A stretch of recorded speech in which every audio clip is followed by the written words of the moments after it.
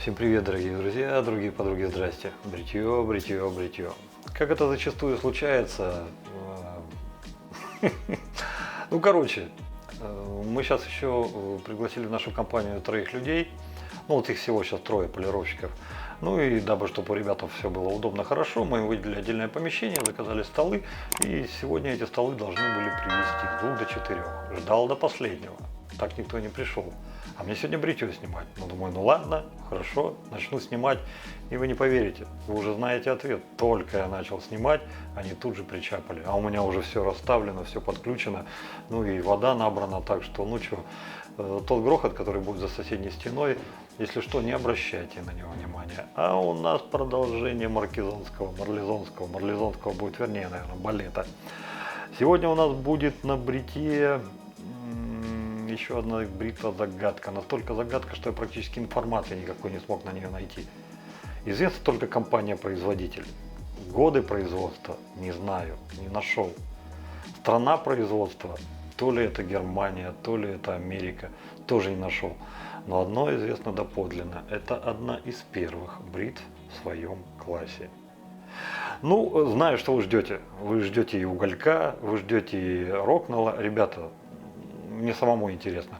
Но давайте не будем суетиться, а до конца уже все это прогоним. Тем более, что у нас еще одна бритовка есть вот из этой серии, что прислал Дмитрич. Так что давайте постепенно сейчас добьем уже эту тему, а потом возьмемся за ту. Тем более, что никто не гонит. Давай, быстрее, быстрее, вертай взад. Дмитрич сказал, говорит, вот сколько надо, столько и показывай, все нормально, все хорошо. Так что вы на крупный план. Смотрите, трогайте, шупайте. Я начинаю бриться, а вы догоняете. Ну вот, собственно, парни, это и есть те предметы, которые хотелось бы засветить в сегодняшнем видео. Теперь обо всем по порядку. Вот она, наша красавица и главная героиня сегодняшнего обзора. Пришла без коробочки.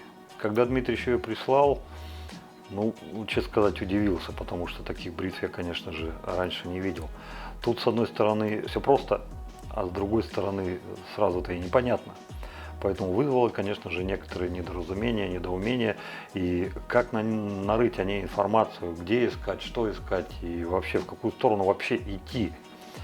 Единственная надпись, которая в некоторой степени помогла, она находится прямо вот здесь вот на ярлычке. Давайте я сделаю покрупнее, авось вы увидите. Wester Bros Germany и логотип компании. Надеюсь, вы увидели. Вот такой вот якорек. Он в некоторой степени, конечно же, помог, но не более того, потому что как обозвать эту бритву? Кто это такая вообще? Это автостроп, это SE, это Rapid или что это вообще такое? Как это? В какую сторону грести? К сожалению, имя в этом плане нисколько не помогло, потому что Wester Bros Germany само по себе сочетание, которое вводит в некоторый тупик, потому что, как потом выяснилось, Wester Bros это, ну, не то чтобы дочерняя, скажем так, подразделение немецкой компании, которая находилась в Нью-Йорке, по-моему, с 1900 по 1967 год. Если мне память не изменяет, так сейчас точно скажу. Да, все верно, с 1904 по 1967 год. И она занималась тем, что осуществляла поставки уже немецкой компании Westerbratz, как-то вот так вот написано, сейчас вот здесь вот название увидите, и находилась, собственно, в Нью-Йорке, в Америке. А здесь написано Germany. И потом, когда потихоньку, по крупицам стал собирать информацию, выяснилось буквально следующее, что вот этот вот механизм, который существует на этой бритве, вот механизм запирания, придумал американец еще в 1894 году. И фамилия у парня была такая, ну, знаете, интересная, Шарф, вот просто Шарф. Ну, придумал и запатентовал, и никто ничего сделать не мог, и он сам почему-то ничего не делал, потому что, ну, я не помню, не видел таких бритв, они вот еще не засветились. А потом, когда в 1911 патент кончился этого чувака, то почему-то многие компании, особенно немецкие, сразу бросились с этим механизмом делать бритвы. Так вот, это Westerbratz была одна из первых. Потому что появились потом уже следующие, это уже были Хенкельсы, и Рапиды и прочее, прочее. Вот они стали уже делать, в том числе и Золлинген. Вся загадка этой бритвы для меня открылась только после того, когда я вот это понял.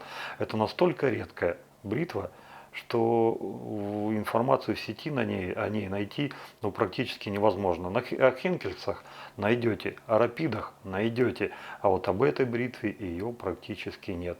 Но не все так печально, потому что сама по себе вот эта вот компания Western Bros, она очень хорошо засветилась в изготовлении опасных бритв, ножей, ну и в том числе и столовых приборов. Аж до 1967 года они производили, вот насколько я это понял.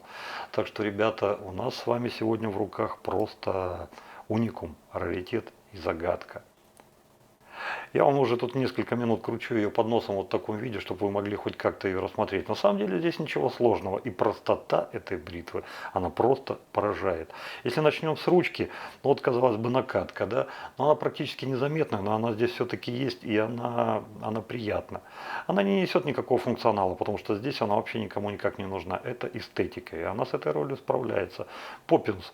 Но пяточка на этом самом, на ручке, ну, она блестящая, но она не для тех, кто любит, так, знаете, вот мизинчик подставлять. Она слегка сферическая, но зато какая красивая, зараза. Просто приятно.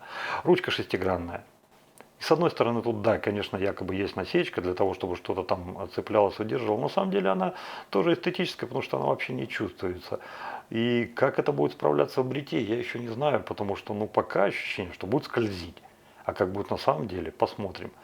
Поднимаемся выше, и тут у нас резьбовое соединение вот с такой гайкой. Ну, как вы уже наверняка поняли, это стопорное кольцо, чтобы зафиксировать лезвие. Оно будет подпирать нашу вот эту вот дужку, на которой, собственно, и была эта надпись. А вот выше то самое, чего было запатентовано. Посмотрите, какая простота, какое изящество и как все элегантно сделано. Для этой бритвы подходят практически любые кованые лезвия. Вот из всех тех, которые вот у меня есть вот в доступе, я вот сколько поперепробовал, любая кованина, которая есть, она сюда входила. И основная, скажем так, фишка, которая будет ограничивать, вернее, не ограничивать, а выделять и ограничивать, да, эту бритву среди прочих, это вот тот самый маленький, еле-еле заметный механизм, упорчик, обратите внимание, который существует вот здесь вот на конце.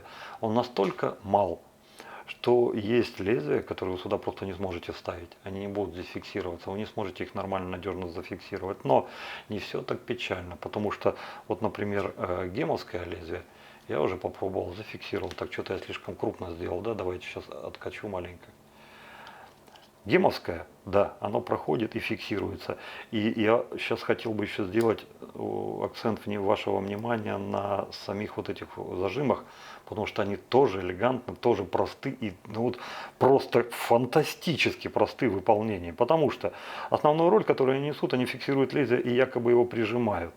Вот смотрите, видите, да, все нормально, все хорошо. И только потом мы поднимаем вот эту вот дужку, закручиваем лезвие, шайбочку. Шайбочка у нас все поджимает. Все. Лезвие зафиксировано, бритва готова к работе. Все узлы справились на 5 с плюсом. Вот эти вот боковые зажимы прижимают лезвие сюда. Этот фиксирует его с обратной стороны. В общем и целом бритва готова к употреблению. А теперь посмотрите на простоту, с которой все это сделано. Резьбовое соединение, гайка. Она небольшая, не маленькая, но она вполне себе удобная. И за счет того, что здесь вот это вот она не широкая, а чуть-чуть узенькая, та насечка, которая здесь, она и не нужна крупная, она здесь мелкая, и вы вполне себе легко все это делаете. Здесь просто, смотрите как, просто качелька. А вот эти пружинки, смотрите, как они сделаны. Видите, они подпружинены. И я вначале подумал, господи, как же они туда пружину-то впендюрили, а они ее и не ставили. Там нет пружины, ребят. Роль пружины здесь исполняет вот эта вот дужка. Посмотрите, как она сделана. Она идет с упором, вот, обратите внимание, упор. И за счет упругости самого материала это и играет роль пружины. Вот гениально. Вот так просто и так гениально. Недаром люди говорят, все гениальное простое, все простое гениально. Вот оно. Это просто бомба. Ну а мы же поставим сегодня лезвие от Хенкельса, от того самого Хенкельса, который появился уже на много-много времени спустя, уже потом, после того, как появилась вот эта первая бритва. Они были предшественниками, потом только появились Хенкельсы. К сожалению, родного лезвия вот на эту бритву я не нашел. Но у нас есть, благодаря Дмитриевичу, лезвие от Хенкельса. Вот его мы сегодня и будем использовать. Это лезвие точно так же, как и все предыдущие, было заточено Михаилом, город Москва. И опять же хочу повторить, если кому-то вдруг нужно заточить опасную бритву, реставрировать ее, или восстановить, или что-то с опасками связано, пожалуйста, смело обращайтесь к Михаилу. Все координаты, пароли и явки будут в описании под видео. А если кому-то нужно в Сибири, тоже пишите. Отправлю к Сергею в Новосибирск. Вот такая красота. Ну а здесь, в принципе, то же самое все, без всяких изменений. Просто берем, аккуратненько вставляем. Вот она, дошла до упоров. Поднимаем, закручиваем.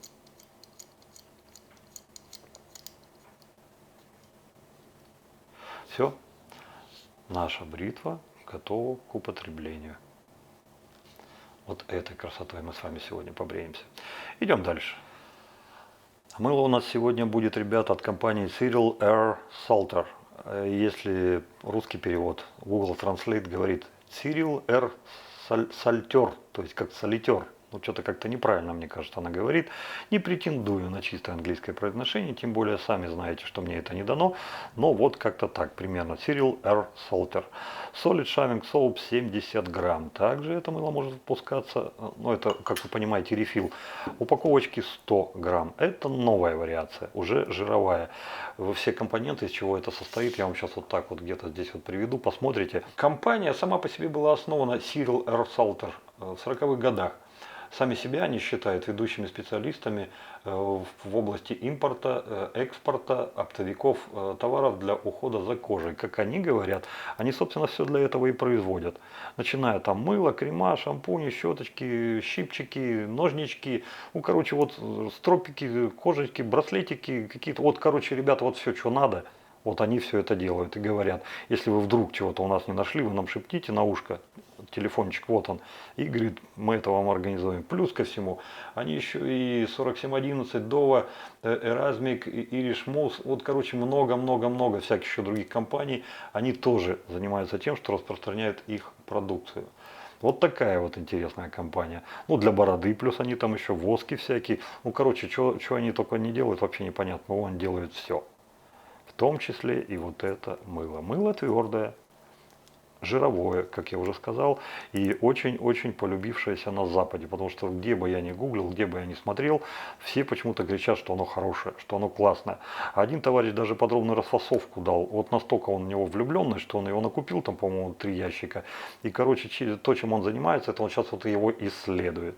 Его исследования привели к тому, что, беря это мыло, он берет помазок и загружает 10 секунд. И вот этого времени, то, что вот он загружает, ему вполне себе достаточно для комфортного нормального бритья. И он посчитал, что вот такого вот кусочка небольшого ему вполне себе будет хватать на 85 сеансов. 100-граммового там чуть ли аж на 105. Насколько это так или не так, верно, неверно, я не берусь судить. Но везде, где продается это мыло, его хвалят.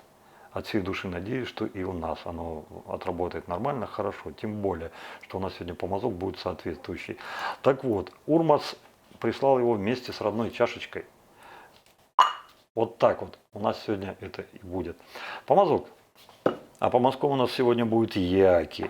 Еще одна новинка, надеюсь, не такая, как на предыдущем обзоре. Помните, где у нас кабанятины там волосня перла аж прям фейерверками вот так вот пуляла. Кстати, я как обещал, я вам написал, ответ еще не получил, но я надеюсь, что скоро получу. Так вот, это синтетика. Здесь я не знаю, что нового, потому что ручка-то это уже как бы не первый раз она у нас.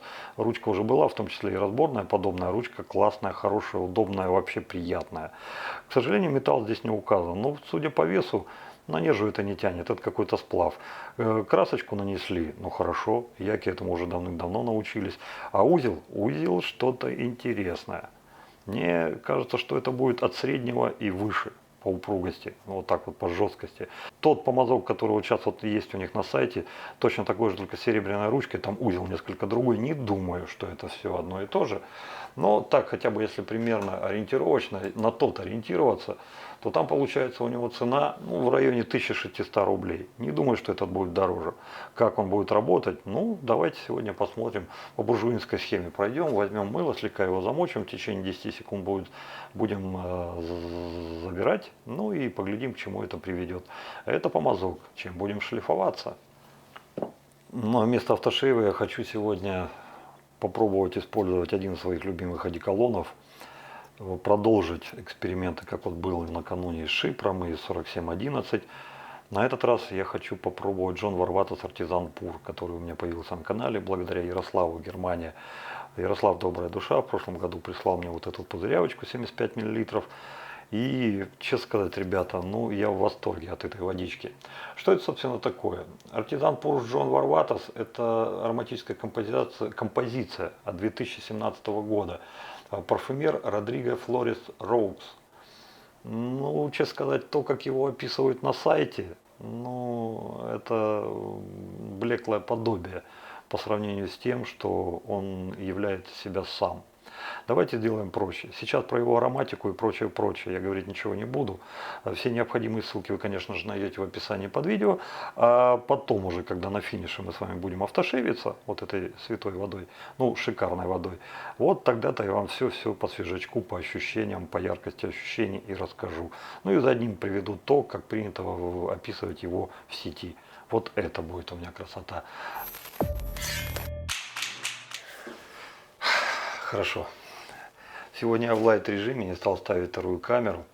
Ну, посмотрим, что из этого получится. Если вдруг будет как-то не так, как я рассчитываю, ну, вернем ее обратно. Мыло я предварительно уже залил водичкой. Оно уже здесь култыхается. Сейчас я хочу взять вот эту вот воду, которая там уже, да, она уже дала свой эффект. И вместо пришейва ее нанести на лицо. Ой, матери божьей, ее тут так много. Водичка, ну так как я пальцем там не култыхал,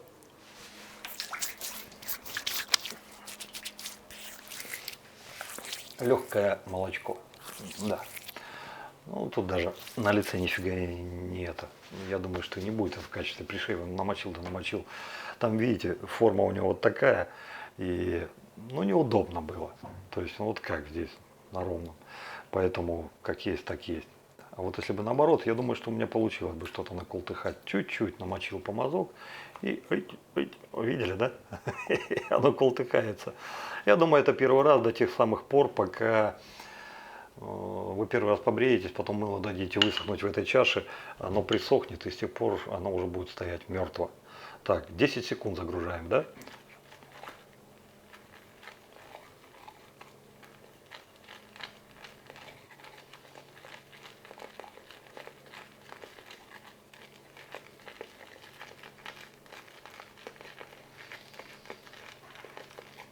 Ну, почти 10 секунд. Все, наверное, хватит. Так, там такой кардебалет творился. Жалко, той камеры не было, вы его увидели. Оно там во все стороны, вот так вот. Наносим. Ребята, помазок годный. Хороший. Как я и предполагал, он будет средний. К сожалению, за среднего зашкаливать не будет. Он не ближе к жесткому, и он не ближе к мягкому, он именно средний. Вот такой вот, как вот я его почувствовал. Ну, пока норм, пока норм.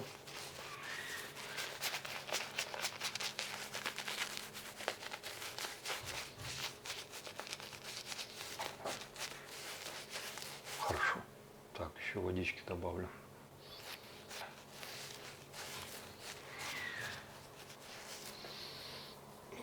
Блин, прям на титьку упала. На грудь.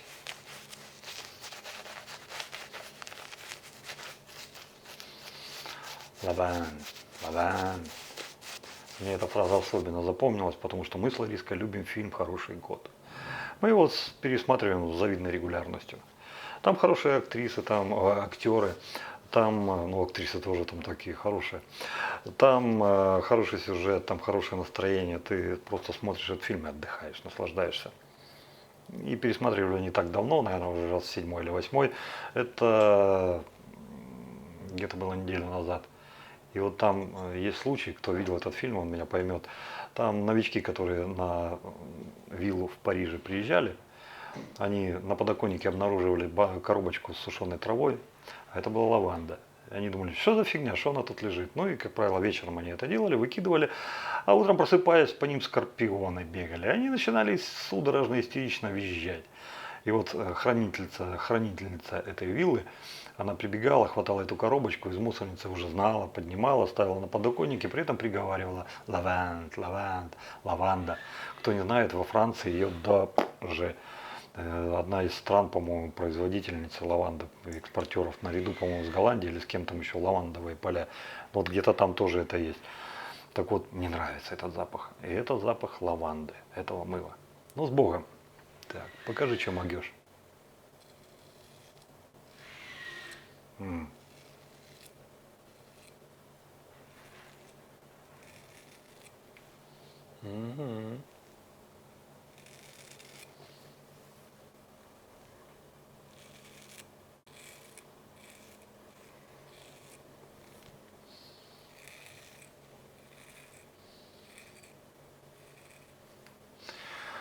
Как вы успели заметить, здесь нет такого пеносборника, как на предыдущих бритвах. Но, тем не менее, бритвовское мыло складируется достаточно хорошо. Вот, то есть, смотрите, вот почти пол лица прошли, и там даже ничего не чирикнули. А вот промывается не очень. Или я просто еще не понял, как это делать и научился. Нет, нормально, не в ту сторону промывал. Так, ну поехали.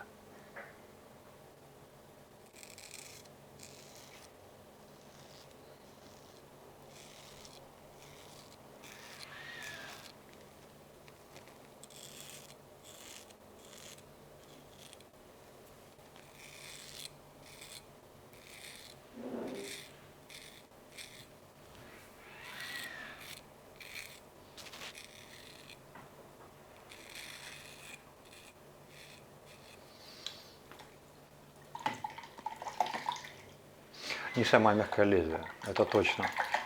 Бритье мне понравилось. Держать в руке бритву достаточно удобно. И то, как я думал, что она будет скользить, оправдалось лишь отчасти. То есть, да, скользит, но чего-то катастрофического такого я сейчас пока не наблюдаю.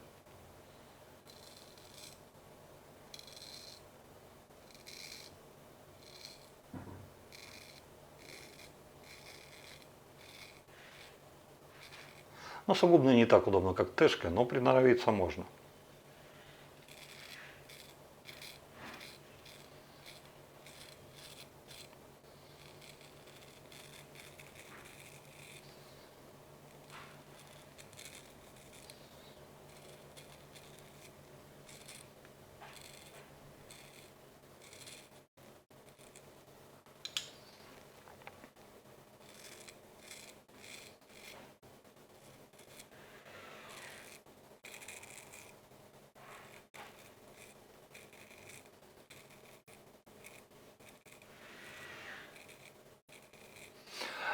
Несмотря на то, что лезвие прошел на ремешке, ну то есть на автостропере, просто вам не показывал, вы уже видели, думаю, что лишний раз утомлять. Ну, если вам это надо, в следующий раз буду показывать. Так вот, несмотря на то, что прошел на автостропере, бритье гораздо жестче, чем на Малькута и прочих. Не так жестко, что все, вырви глаз, оттас и все, нет.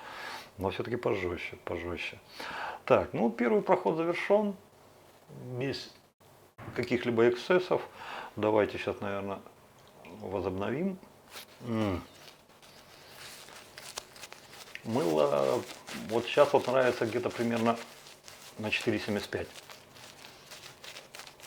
И все продолжает нарастать. Все больше и больше нравится. Чем же? Фактура в бритье, тот самый запах, который не так-то уж и силен из баночки. По пятибалльной шкале, я думаю, он где-то на 3,5. Здесь во время бритья продолжает сохраняться. И массированный запах лаванды, я думаю, мало кто выдержит, и не все его любят. А вот здесь он достаточно деликатный. Лаванда сама по себе очень часто используется в качестве ароматизатора, ну, для спальни, для ванны.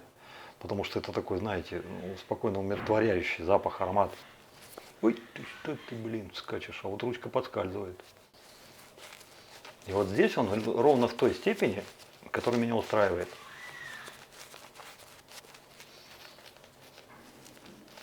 И мне он нравится. Так, ну поехали. Проход номер 2.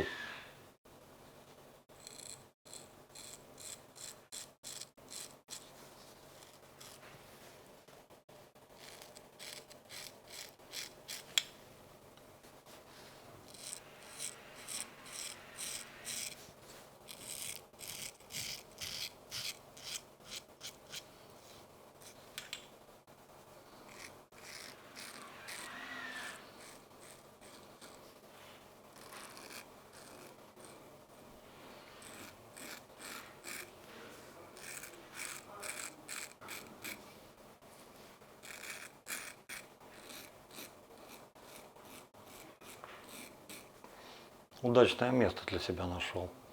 Если тянуть вот здесь, то сразу полхохотальника в сторону уходит. Надо запомнить. Хорошо. Ай-ай. У бритвы есть особенность. Тот кармашек, который она имеет на борту, вот этот вот, если вы плохо промоете, оставите там пену, она жидкая, начинаете вытаскивать, она во все стороны. То есть нужно быть внимательным.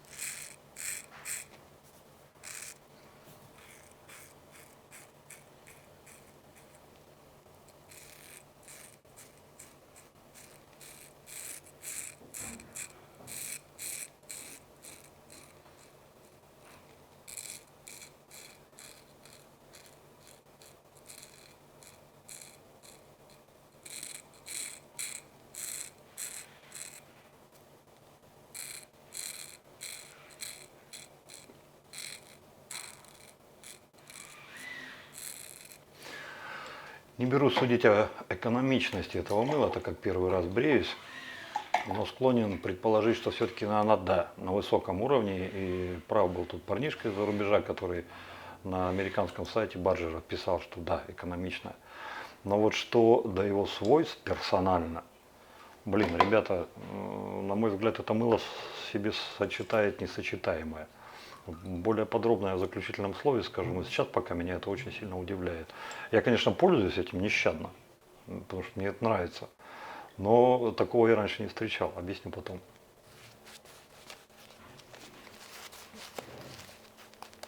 Блин, так увлекся, что забыл, что это шарманка 29 минут всего пишет. Чуть не профукал. Ну ничего, со временем привыкну. Сейчас как чуйка какая-то, бампинг под сраку. Ну-ка проверил, точно, действительно она уже коллапсировала. Ну, мне кажется, вообще ничего не потеряли. Ну, точно, конечно, только на рабочем столе уже, когда буду собирать, выясню. Сегодня поставил другой режим записи, по-моему, автомат. Все предыдущие писал на ненасыщенном. Хочу посмотреть, что будет, что он покажет. Мыло нравится. Мыло нравится, прям нравится. Ну, так, поехали.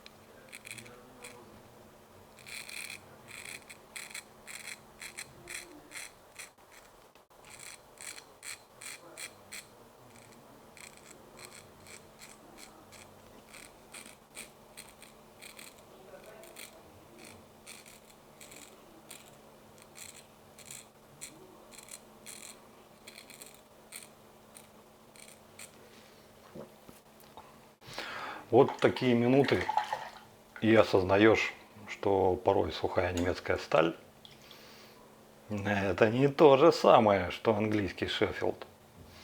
Не, ну конечно же, немцы бывают тоже мягкие и тоже такие, знаете, бывает. Но вот в этом конкретном случае почему-то мне аж прям сухость до хруста вот такая перед глазами стоит. Я это чувствую своей шкурой.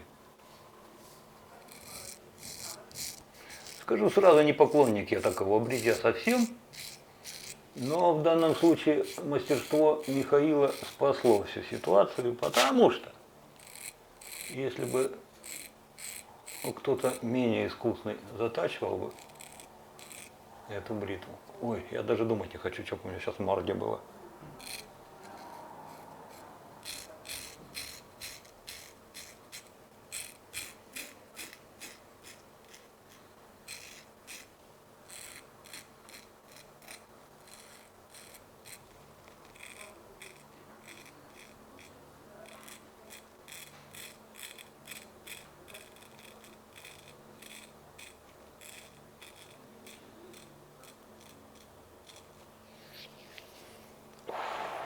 Вот здесь вот это надо убрать срочно. Вот как я это пропустил. Ай, ворона.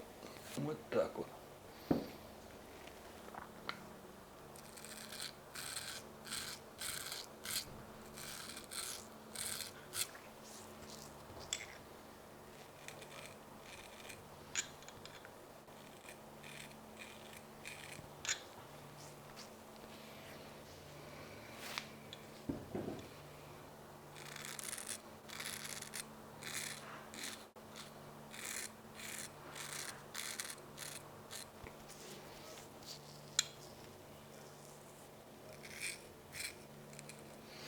Мне кажется, сколько водим по лицу, столько он и трещать будет. Хотя там волос-то уже нет, а он все равно трещит. Где он их берет? Я не знаю. Но как-то так. Ребята, пожалуй, что и все. Вот лучше, чем я сейчас побрился. Я думаю, что все-таки мог бы, если поелозил еще минуточку. Но учитывая сухую остроту этого лезвия и мои личные предпочтения и физиологические особенности, я думаю, что я этого делать не буду. И так уже хорошо, и так уже здорово. Так что компресс и автошейв.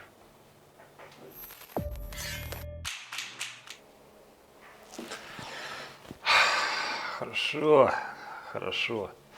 Что-то в голове всю дорогу. Эх, мороз, не морозь меня, не морозь меня, моего коня. Хлопцы, а не полить ли нам морду лица одеколончиком? Не освежит ли нам шкурку молодецкую? Да так, чтоб, вот так вот, что прям Джоном Варватосом, этим, который там буржуинов сидит.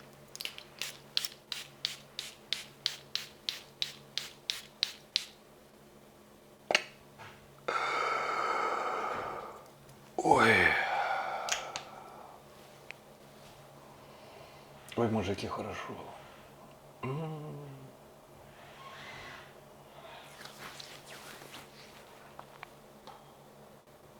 Вы знаете, вот именно вот этот Джон Варватос один из тех одеколонов, которыми все-таки можно себе такую вольность позволять, вот так на морду, на лицо себе брызгать.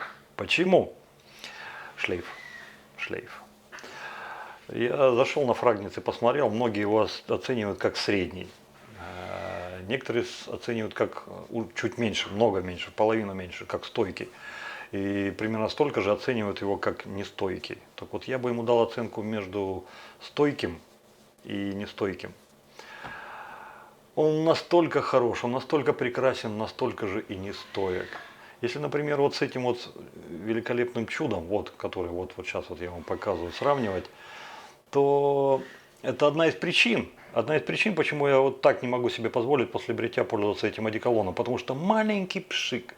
Просто, знаете, вот намек, вы палец на кнопочку поставили и даже не надавили, а подумали надавить. Вот когда в этом случае что-то там вылетит, вам вот этой только одной мысли будет хватать там на часы. Реально на часы. Ее надолго будет хватать. Дешлейф великолепный, чудесный. И он будет одаривать вас вот этим запахом зазеркалья какого-то, потому что запах вот этого, ну, для меня это не только моя молодость, не только половина, большая часть моей жизни, потому что я его любил всегда. Но это еще и, короче, отдельно как-нибудь о нем поговорим. Я сегодня его просто показал, чтобы вот объяснить, почему после бритья я не стал бы Пола Грин пользоваться.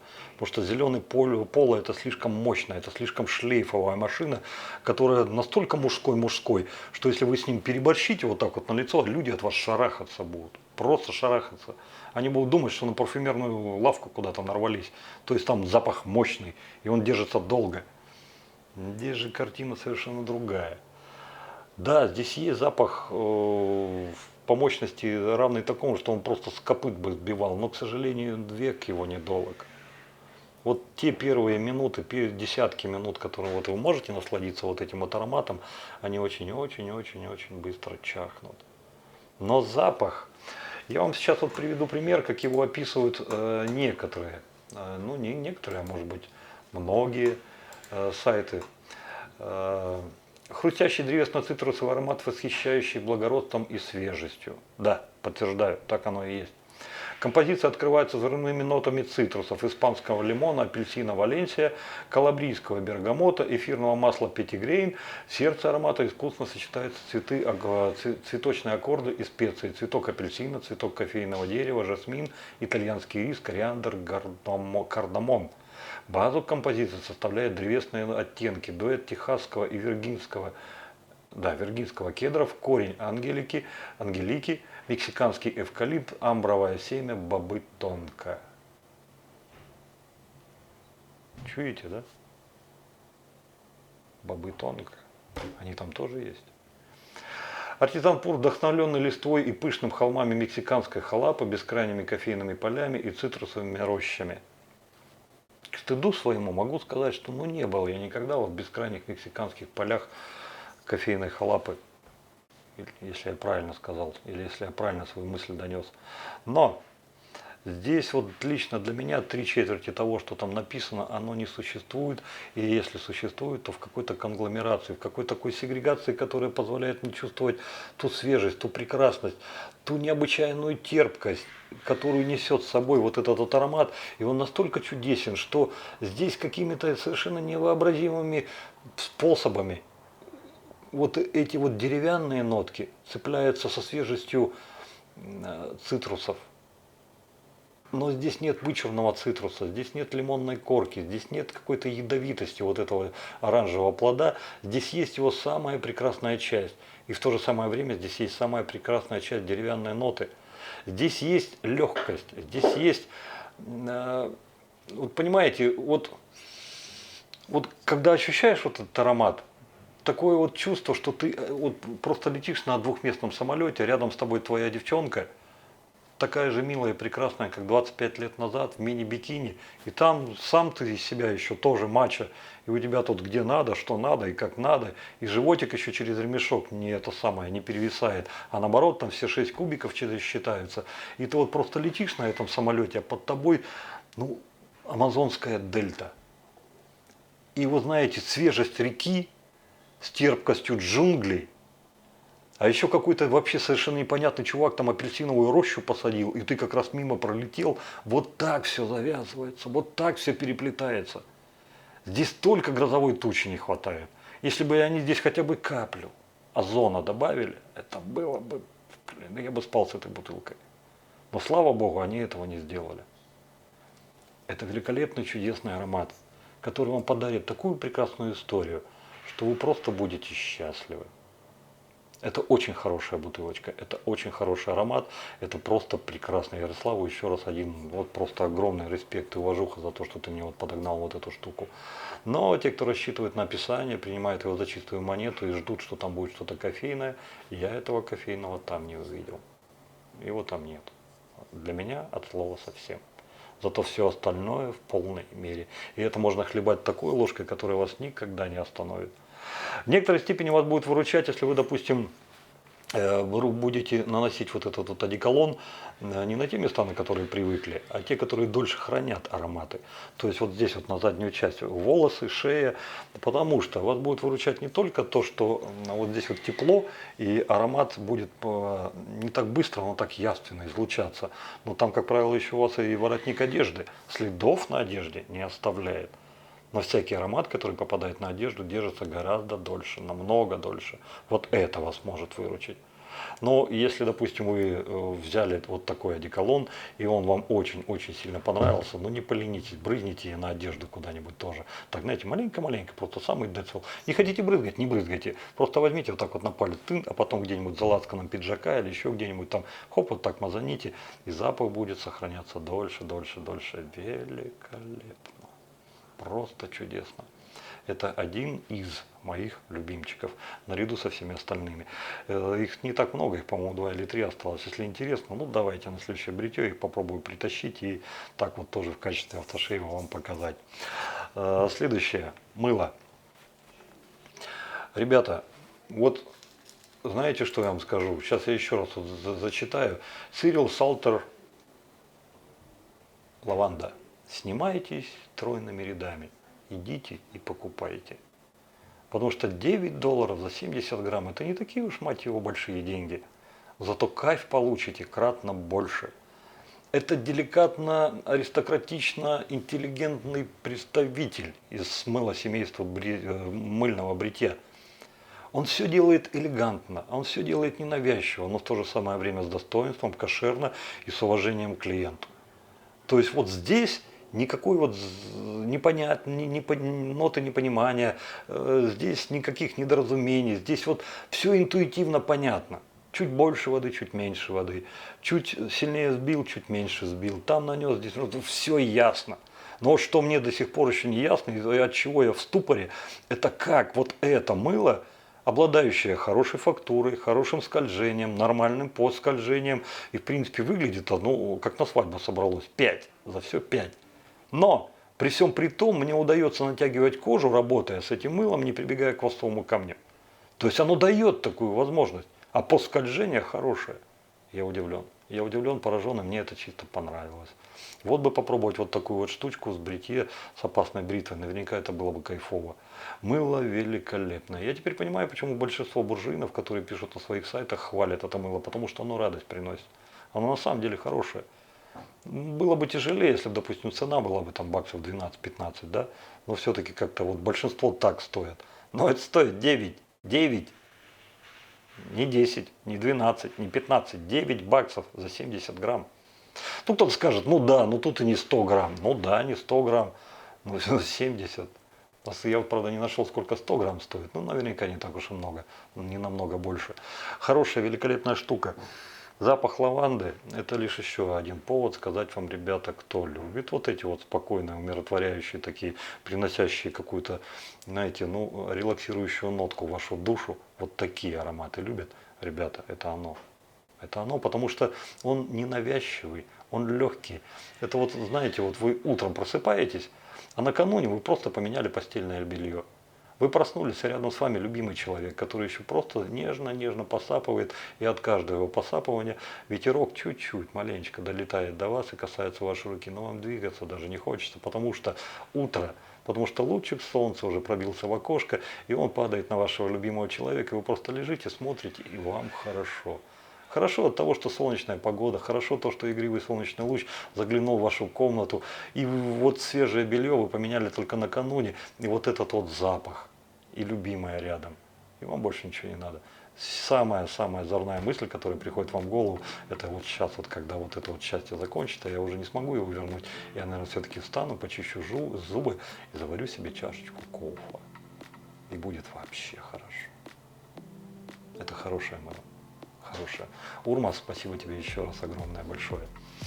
Помазок. Да сегодня прям что ни день, то прям находка. Ребята, этим повозком, слава богу, яки вернули свою репутацию в моих глазах. Потому что когда кабан накануне тут пулял своими иголками, как дикобраз, я думал, ну все, сейчас разойдется, у него одна ручка останется. Нет, слава богу, он остановился. Якам я написал, сказал, когда ответят, я вам ответ передам. Но это совершенно другая история. Это тот самый добрый яки, к которому я привык, которого я знаю, которого знают тысячи людей. Это хороший помазок со своей фактурой выше среднего. То есть как? Он не мягкий, он не твердый. Вот его вот эта вот эластичность, она выше среднего. Кто любит усредненные, вот это, пожалуй, тот самый случай. Понравилось. Ну и цветовая гамма соблюдена. Тоже, как бы, сами понимаете, все нормально, все хорошо. Ну и, наконец, бритовка. Не знаю, как зовут. Бритва мне понравилась. Я еще понял, что лезвия Хенкельс не мои, потому что они для меня слишком жесткие. Ну, никаких увечий благодаря Михаилу я с собой не сотворил, тут не разнес себе нифига ничего, но все-таки шкурка, посмотрите, она достаточно такая растревоженная. И там внутри вот эти вот шкурные молекулы, которые сидят, они наверняка сейчас меня добрым словом вспоминают и говорят. Вот, ну уж ладно, что, бывает по-всякому. Побрился как опаской. Мне импонирует конструкция, геометрия и сами тактильные ощущения этой бритвы. У меня очень-очень большое желание побриться не с этим лезвием, а с каким-то другим. Вот, например, с малькутовским. Потому что от малькутовского лезвия я там, ну, только штаны не намочил. Так было хорошо. Понимаете, аж прям свербело. Хотелось встать, орать, бегать, как пацан там с горки скатиться. Там что-то вот такое. Вот такое было состояние. Хенкельское нет. Оно тут, оно... Вот знаете, вот мне кажется, все-таки вот мужчины, у которых жесткая щетина, вот они бы, пожалуй, оценили это лезвие по достоинству. Ну и там шкура как надо. А что-то вот как-то мне не удалось. Но, опять же говорю, хотя благодаря Михаилу все-таки остался живой в этой битве. Бритва классная, бритва интересная. Если кто-нибудь поможет раскопать историю этой бритвы, ребята, буду благодарен и признателен. Обязательно помещу ее в описании под видео. Что у нас еще осталось? Все, у нас больше ничего не осталось. Значит, на этом разрешите попрощаться, пожелать вам добра, счастья, радости. Берегите себя, берегите своих близких, дай вам Бог здоровья. Сегодня, если мне память не изменяет, 20-е. Совсем скоро народ начнет гулять. Как кто-то там написал, диванные войска тоже, говорит, фонтан могут скоро полезть. Ну, диванные-то навряд ли, но то они и диванные. Ну, а все остальные, ребят, не усугубляйте. Так, слегонца, мне проще. У друга был день рождения 12 числа, он не мог в это время, мы на эти выходные перенесли, завтра я поеду. И подарок ему подгоню, и машину его обмоем, и днюху его отправим. Короче, нам будет чем заняться. Сало притащу к его Герычу. Опять же, не забывайте, Петра самогончик там хороший прислал, греческий, я оба пузырявочки туда возьму. Скажу, вот смотри, что наши греческие хлопцы умеют. Все заценим. Но все равно не усугубляйте, все хорошо в меру. Все, пока-пока, до новых встреч, ну и подписывайтесь на канал. С вами был я, Вадим.